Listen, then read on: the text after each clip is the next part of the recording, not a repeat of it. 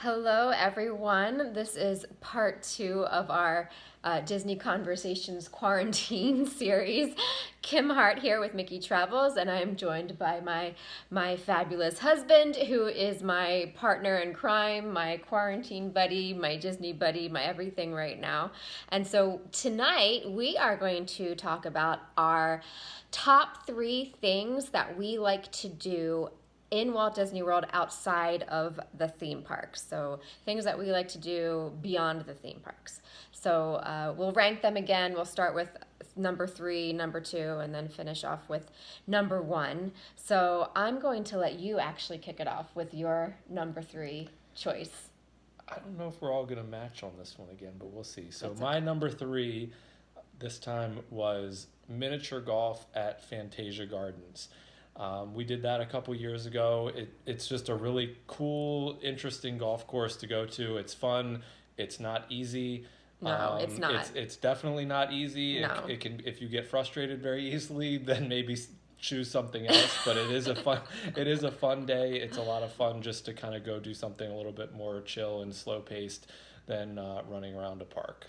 Yeah, and if it's really hot and humid that day, there's not a lot of shade on that miniature golf course, so it might be something that you save to do in the evening. I know that's what we did. We did it in the evening, and it was lovely in the evening, but just take note if you are going to do that during the day and if it was a really sunny day, there's not a lot of shade, not a lot of shade there.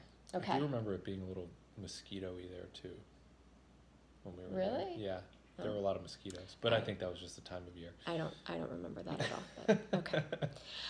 So number three for me is actually going over to the monorail resorts. So the Contemporary, the Polynesian, the Grand Floridian, and just kind of hopping between the three or riding the monorail and visiting each one of the resorts, maybe stopping and getting lunch.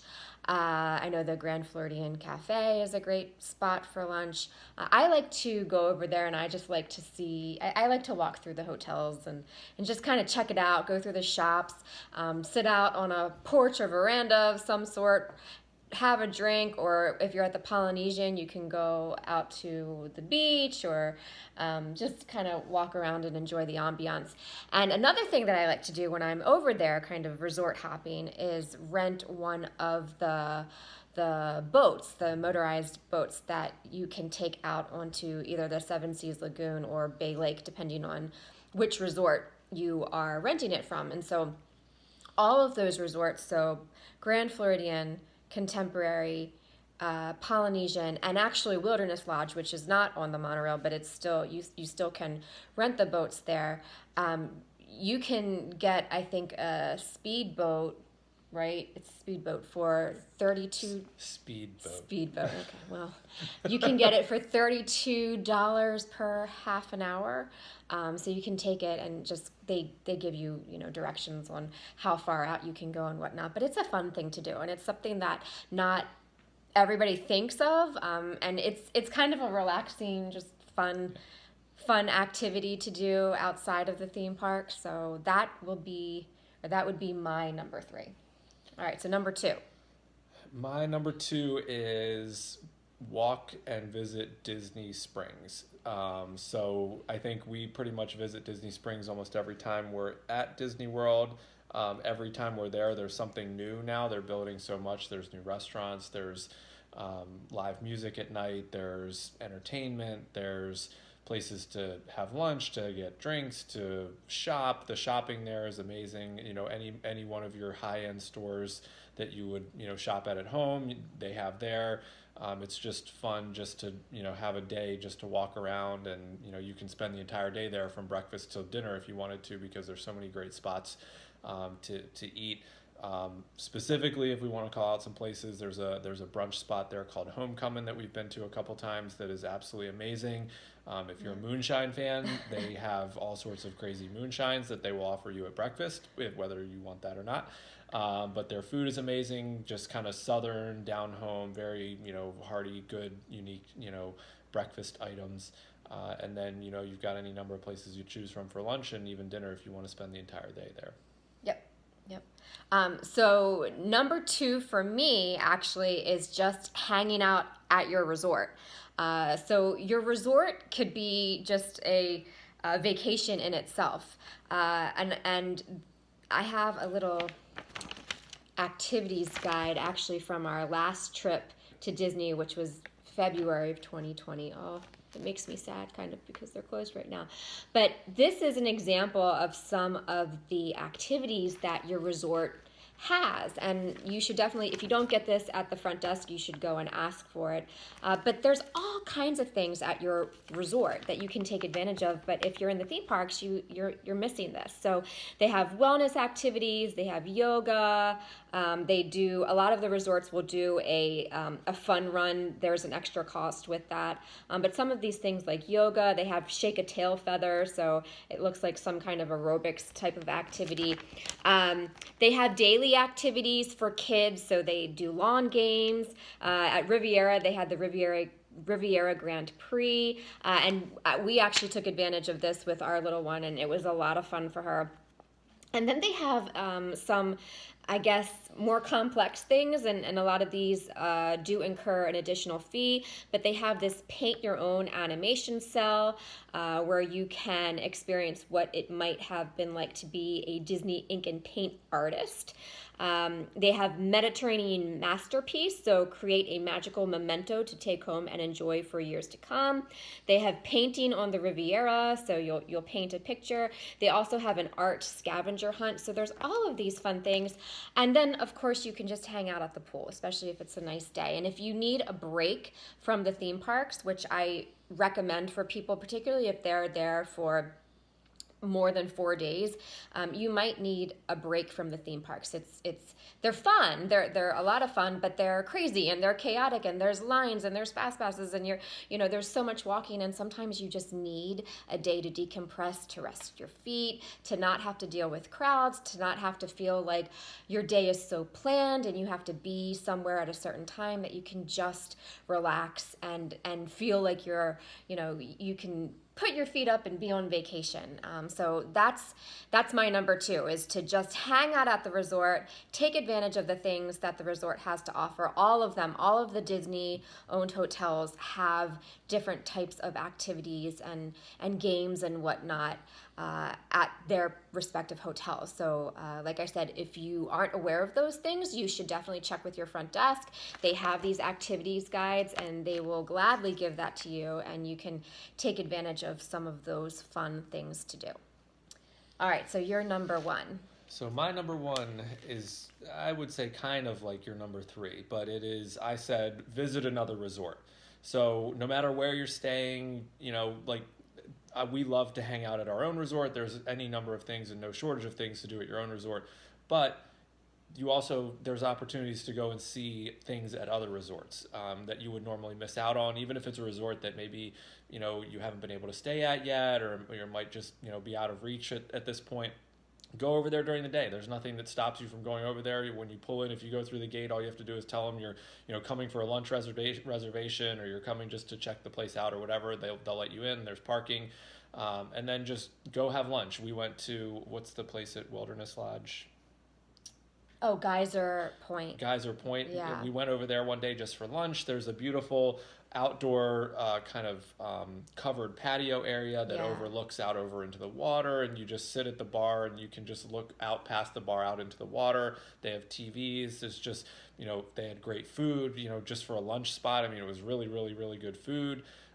We walked around and saw some of the DVC locations and cabins that they have, the Copper Creek cabins. So there's just a ton of stuff that, you might not even realize you're missing out on, that you could go and just check out if it's anything from a restaurant, or just like Kim said about, doing the monorail tour. Just seeing what the other resorts have to offer, walk around, experience a little treat. All of the different resorts, if you pay attention at all to any of the food stuff that's going on in Disney World, it's popping up where a lot of the resorts will have unique food options too. So things that you won't be able to find in the park, or some sort of unique, like, cookie dough thing or something like that, Cupcake or or something or like a that. specialty cupcake might only be available at a particular resort. So that's another way to find some cool stuff too, is just to go see what their unique thing is, find their little bakery, find their little shops and stuff like that, and they'll have little different things that you might not be able to find elsewhere. So we love just going over and checking out a new resort at least one of the days or evenings, if nothing else, while we're down there. Yeah, and definitely in terms of merchandise, a lot of the resorts now have merchandise that is specific to that particular resort. So I know when we go, we always like to get a Christmas decoration to kind of commemorate that particular trip. So if we go to a different resort or something, we can get a Christmas ornament specific to that resort, and they have shirts and magnets and all kinds of fun stuff that's specific to that particular resort that you are visiting. If you're interested in that. Okay, so my number one is Disney Springs. So your number two is Disney Springs. My number one is Disney Springs.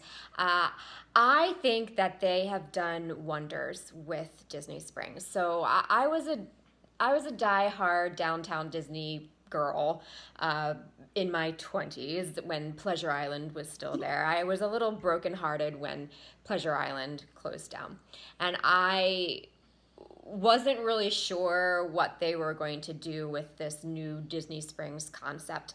But I am blown away by it. I think that they did a phenomenal job just with I think they stepped up their game with the restaurant offerings that they have there, both sit down and quick service. I think they have some really great quick service options now as well. The shopping, I think, again, has just been taken up a notch as well. There's so many new shops, and they're not all unique to Disney. You have an Under Armour store, you have a Pandora store, things like that that you can find in other places, obviously. But if you're there to shop, it just kind of it feels like a shopping destination, and so I think that that's neat. And then they have I was concerned when they did away with Pleasure Island that there wasn't going to be kind of a nightlife scene. And when I say nightlife scene, I don't necessarily mean like clubbing, like you have to do like you're in your 20s or whatnot, but I think that there is a demand for entertainment, live entertainment, music, things of that nature, and I think that they've done that with Disney Springs. They have musicians kind of spread out throughout the entire complex. Some are playing outside of restaurants. Some are playing in like the little amphitheaters that they have there. They have a cappella groups. They have dancers. They have all kinds of different entertainment options. And so it's just something fun to do. I will say that if you're looking to relax, there's still a lot of walking in Disney Springs, so it's not necessarily going to be as relaxing as just laying by the pool at your hotel. But it doesn't necessarily need to be as fast-paced as going through one of the theme parks. And again, you're not going to have those, okay, we have to be at Splash Mountain at 11:25 for our fast pass. You're not going to necessarily have those demands on your time or on your schedule. But there is a lot of walking, and there's probably a lot that you're going to want to see, and there's a lot of stimulation. So it's not going to be the most relaxing option for an off day from the parks, but I still think that it's a nice break from the parks if you need that. And so we like Brandon said, we always make a stop if we can to Disney Springs, and we have brunch there or we have lunch, and we just roam around. Even if we're not buying anything, we like to just visit the shops and see what they have to offer, and it's a lot of fun. Yep. So. And even as just two adults, we love to go to the Lego store and just see all the cool stuff that they have there, and the neat like Lego sculptures, and they've got a huge Lego wall outside now that has a whole bunch of different really cool intricate stuff to it. So it's cool to go see that. Yes, definitely. Okay, so that will do it for this week's quarantine Disney discussions. But I hope you enjoyed it, and we'll do something else. I don't know, maybe our top resorts next time. See you later. Have a good night. Bye. Bye.